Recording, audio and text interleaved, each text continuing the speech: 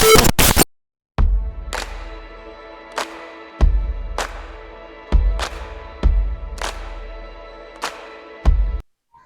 Viewers, আসসালামু আলাইকুম। আশা করি সবাই ভালো আছেন। আজকে আমরা টিভি লিঙ্ক রাউটার নিয়ে নতুন আরো একটি ভিডিওতে চলে আসছি।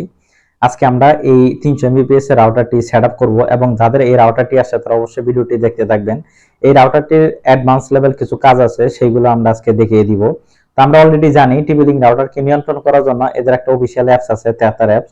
তো এই অ্যাপসটি আপনারা মোবাইলে ইনস্টল করতে গেলে বা এটা আপনারা যদি ইউজ করতে চান অবশ্যই একটা জিমেইল দিয়ে ভেরিফিকেশন করতে হবে।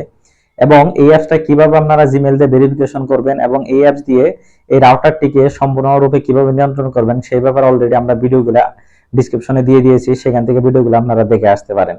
তো ভিউয়ার্স, আজকে এই রাউটারটির আমরা যদি সেটআপ করতে যাই তাহলে রাউটারটি সেটআপ করার শুরুতে আমরা যেটা বলবো, আপনারা সবসময় রাউটারটির পিছনে খেয়াল করবেন প্রতিটা রাউটারের পিছনে গাইডলাইন দেওয়া আছে, অর্থাৎ এখানে এসএসআইডি এবং পাসওয়ার্ড এবং সাথে যে পোর্টগুলো আছে এখানে হলুদ কালারের যে 4টা পোর্ট এগুলো হচ্ছে আউটপুট পোর্ট, অর্থাৎ এইগুলো থেকে ডিরেক্ট আমরা টিভিতে এবং ল্যাপটপে ইউজ করতে পারবো।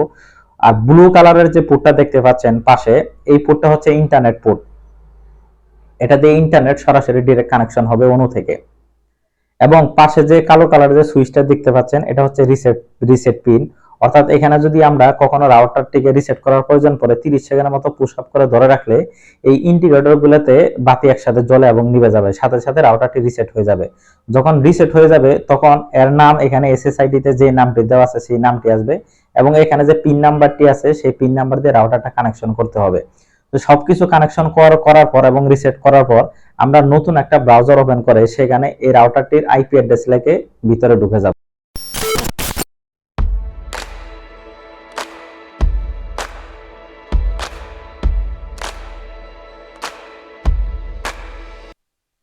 হাই ফ্রেন্ডস, আমরা এখন সরাসরি চলে আসছি স্ক্রিনে। এখান থেকে সর্বপ্রথম আমরা ওয়াইফাইটাকে ওপেন করব। টিভি লিঙ্ক নামের উপরে ক্লিক করার সাথে সাথে পাসওয়ার্ড খুঁজবে, রাউটারের পিছনে থাকা পাসওয়ার্ডটি এখানে বসিয়ে নেক্সটে ক্লিক করব। আমরা নেক্সটে ক্লিক করার সাথে সাথে এখানে নো ইন্টারনেট দেখাবে, কেননা এখন পর্যন্ত এটাতে ইন্টারনেট সেটআপ করা হয়নি। তো এরপর আমি আমার পিসি থেকে ফায়ারবক্সটাকে ওপেন করব। তো ফায়ারবক্সটাকে ওপেন করার পর এখানে টিভি লিঙ্কের আইপি অ্যাড্রেস লিখব 192.168.0.1 লেখার পর ইন্টারে দেওয়ার সাথে সাথে টিভি লিঙ্কের ইন্টারফেসে নিয়ে আসবে। এখানে ক্রিয়েট এ লগইন পাসওয়ার্ড, এখানে 2 আইটেমের পাসওয়ার্ড লেখার পর আমি স্টারে ক্লিক করব। স্টারে ক্লিক করার পর সরাসরি আমার রাউটার ইন্টারফেসে নিয়ে যাবে। এখান থেকে কুইক সেটআপ যে অপশন আছে সেই অপশনে আমরা ক্লিক করব। ক্লিক করার সাথে সাথে রাউটার মোডে রেখে আবার নেক্সটে ক্লিক করব। যেহেতু আমরা পিপিও সিলেক্ট করব, পিপিও সেটআপ করব, সেহেতু পিপিও তে মার্ক করে আমরা নেক্সটে ক্লিক করব। এখানে পিপিও ইউজার নেম এবং পাসওয়ার্ড চলে আসে, অর্থাৎ আইএসপি থেকে আমাকে যেভাবে ইউজার নেম এবং পাসওয়ার্ড দিয়েছে সেম ভাবে এখানে ইউজার নেম এবং পাসওয়ার্ডটি আমরা বসিয়ে নিব। ইউজার নেমে আমি ইউজার নেম লিখতেছি, পাসওয়ার্ডে পাসওয়ার্ড লিখতেছি, কনফার্ম পাসওয়ার্ডে পাসওয়ার্ডটি লিখে সেভে ক্লিক করব। এরপর এখানে আমি এসএসআইডি তে যে নামটি দিব এই নামটি হবে আমার ওয়াইফাই নাম এবং এখানে যে পাসওয়ার্ডটি আছে যে পাসওয়ার্ডটি দিব এটি হবে আমার পাসওয়ার্ড। এরপর আমরা নেক্সটে ক্লিক করব। ইন্টারফেসে সবগুলো ঠিক যদি থাকে তাহলে আমরা সেভে ক্লিক করব। সেভে ক্লিক করার সাথে সাথে নাম পরিবর্তন হয়ে যাবে।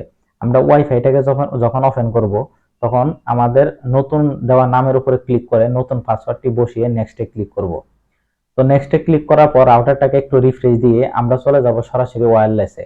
ওয়্যারলেস থেকে বেসিক সেটআপে গেলে যে নামটি দিয়েছিলাম সেই নামটি দেখাবে এবং সিকিউরিটি গেলে যে পাসওয়ার্ডটি দিয়েছিলাম সেই পাসওয়ার্ডটা দেখাবে। স্ট্যাটিকে গেলে কয়টা ডিভাইস কানেক্টেড আছে সেই ডিভাইসগুলো এখানে দেখাবে, অর্থাৎ এখান থেকে ডিভাইসগুলো আমরা দেখতে পারবো। তো এখান থেকে ম্যাক ফিল্টারে যদি যাই তাহলে এখানে ম্যাক ফিল্টার দেখাচ্ছে, অর্থাৎ ডেনিতে রেখে যদি আমি ম্যাকগুলা এখানে অ্যাড করে যদি ডেনিতে রাখি তাহলে ম্যাকটা ব্লক হয়ে যাবে, অর্থাৎ মোবাইলটা ব্লক হয়ে যাবে। আর যদি আমরা অ্যালাউতে রেখে এখানে যদি ম্যাকটা বসিয়ে দেই তাহলে ওই ডিভাইসটা বা ওই মোবাইলটা অ্যালাউ হয়ে যাবে, অর্থাৎ এখান থেকে ম্যাক ফিল্টার থেকে আমরা এই কাজগুলা করতে পারবো। এরপর আমরা যদি সরাসরি এখানে এখানে একটা গেস্ট নেটওয়ার্ক তৈরি করব, অর্থাৎ আমার বাসা বাড়িতে আরেকটা নেটওয়ার্ক থাকবে, আমি একটা গেস্ট নেটওয়ার্ক তৈরি করতেছি। এখানে ইউজার দিচ্ছি 5 জন এবং আপাতত কোনো পাসওয়ার্ড রাখতেছি না। আমি সেভে যখন ক্লিক করে দিব তখন একটা গেস্ট নেটওয়ার্ক হয়ে যাবে। যেহেতু এখানে কোনো সিকিউরিটি দেওয়া নেই সেহেতু এটা সরাসরি কানেক্ট হয়ে যাবে। তো এখান থেকে আমরা গেস্ট নেটওয়ার্ক এভাবে তৈরি করতে পারবো। আমি মূল ডাতে কানেক্ট করে আবার ইন্টারফেসটাকে একটু রিফ্রেশ দিচ্ছি। এখান থেকে আমরা ওয়েব পুটে গিয়ে অর্থাৎ রিমোট ম্যানেজমেন্টটা আমরা এখান থেকে ইনেবল করে দেব। এটা অনেক সময় আইএসপি থেকে রাউটারে ঢোকার জন্য এটা ইনেবল করতে হয়। এরপর সেভে আমরা ক্লিক করে দেব। এখানে প্যাটার্ন কন্ট্রোল নামে যে অপশনটি আছে এটা আসলে ব্যাপক আলোচনা, পরবর্তী ভিডিওটিতে আমি এটা নিয়ে একটু আলোচনা করব। তো এরপরে যদি আমরা এখানে যদি দেখি পাশাপাশি প্যাটার্ন কন্ট্রোলের পাশে অ্যাক্সেস কন্ট্রোল আছে। অ্যাক্সেস কন্ট্রোল এবং ওয়্যারলেসে গিয়ে যে আমরা ম্যাক ফিল্টার পেয়েছিলাম বা দেখেছিলাম, এই ওয়্যারলেসের ম্যাক ফিল্টার এবং অ্যাক্সেস কন্ট্রোলের অ্যাক্সেস কন্ট্রোল, এটার দুইটা ইন্টারফেস সেম, অর্থাৎ আপনি যে কোনো এক জায়গা থেকেই ম্যাকগুলো অ্যাড করলে সেম কাজগুলো হয়ে যাবে, অর্থাৎ সেম অপশনগুলো চালু হয়ে যাবে।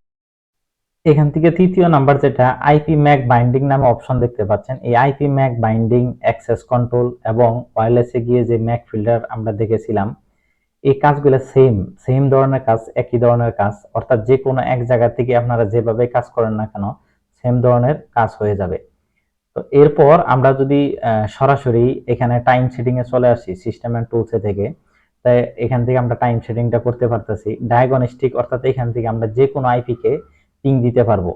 আইপিটা লিখে পিং এ যদি আমরা পিং টেস্ট দেই, এখান থেকে আমরা পিংটা দেখতে পাচ্ছি, অর্থাৎ মিলিটা দেখতে পাচ্ছি যে আমাদের নেটওয়ার্কটা কেমন। এরপর আমরা যদি ফার্মওয়্যার অপশনে আসি, অনেক সময় আমাদের ফার্মওয়্যার আপডেট দিতে হয়।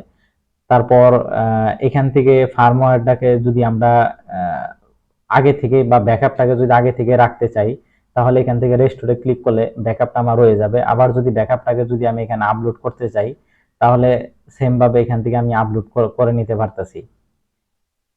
তো এরপর আমরা যেটা দেখব সবচেয়ে কমন ব্যাপার, এটা হচ্ছে রিবুট, অর্থাৎ রাউটারটাকে রিবুট করা অনেক সময় প্রয়োজন পড়ে। তো এটা সরাসরি সিস্টেম এন্ড টুলসে এসে রিবুটে ক্লিক করলে রাউটারটি অফ হয়ে আবার অন হয়ে যাবে। অফ হয়ে যখন অন হবে তখন এই রাউটারটি আবার ইউজার নেম, অর্থাৎ অ্যাডমিন প্যানেলের ইউজার নেমটা আপনার কাছে খুঁজতে পারে, তখন ইউজার নেমটা দিয়ে লগ ইন করবেন, আবার রাউটারটি ইন্টারফেসে ঢুকে যাবে। সবচেয়ে কমন ব্যাপার যেটা হচ্ছে আমরা এখন পাসওয়ার্ডটাকে এডিট করব, অর্থাৎ রাউটারের অনেক সময় অ্যাডমিন প্যানেলের পাসওয়ার্ডটা পরিবর্তন করতে হয়। এখানে যেহেতু আমরা প্রথমে সেট করে নিয়েছিলাম, তো প্রথমে যে পাসওয়ার্ডটি সেট করে নিয়েছিলাম সেই পাসওয়ার্ডটি দিব, এরপর নতুন আরেকটা পাসওয়ার্ড দিব, কনফার্মেও নতুন পাসওয়ার্ডটা বসিয়ে নেব। সেভে ক্লিক করার সাথে সাথে পাসওয়ার্ডটি সেভ হয়ে যাবে। তো এরপরে আমরা যেটা দেখব সেটা হচ্ছে লগ, অর্থাৎ এই রাউটারে কখন কি কাজ করা হচ্ছে সবগুলা লগ থেকে আমরা দেখতে পারবো। তো এখানে সবচেয়ে কমন ব্যাপার যেটা আছে, এখানে একদম লাস্টে স্ট্যাটিক্স যে অপশনটা, এখান থেকে আমার ধরেন 15টা বা 16টা ডিভাইস আছে, এই 15-16টা ডিভাইস বা 10-12টা ডিভাইস কে কি পরিমাণ ব্যান্ডউইথ ইউজ করছে সেটা কিন্তু এটা যদি আমরা ইনেবল করি, খুব সহজেই আমরা খুঁজে বের করতে পারবো যে কে কি পরিমাণ ব্যান্ডউইথ ইউজ করতেছে, এবং তাকে ওইভাবে আমরা মাইন্ডে নিয়ে আসতে পারবো যে তার ইউজারটা কেমন, ব্যান্ডউইথটা কেমন। তো বন্ধুরা এখানে দেখতে পাচ্ছেন যে অলরেডি একটা মোবাইল থেকে ব্যাপক পরিমাণে ব্যান্ডউইথ ইউজ হচ্ছে, সেটা এখান থেকে বোঝা যাচ্ছে। তো মূলত এই রাউটারের এইগুলো ছিল অ্যাডভান্স লেভেলের কাজ। যদি আপনাদের ভিডিওটি ভালো লেগে থাকে অবশ্যই ভিডিওটিতে লাইক করবেন এবং আমার চ্যানেলটিকে সাবস্ক্রাইব করবেন, এবং পরবর্তীতে ভিডিওগুলো দেখার জন্য বেল আইকনটি অবশ্যই ক্লিক করে দিবেন। ধন্যবাদ, ভালো থাকবেন, সুস্থ থাকবেন, আল্লাহ হাফেজ।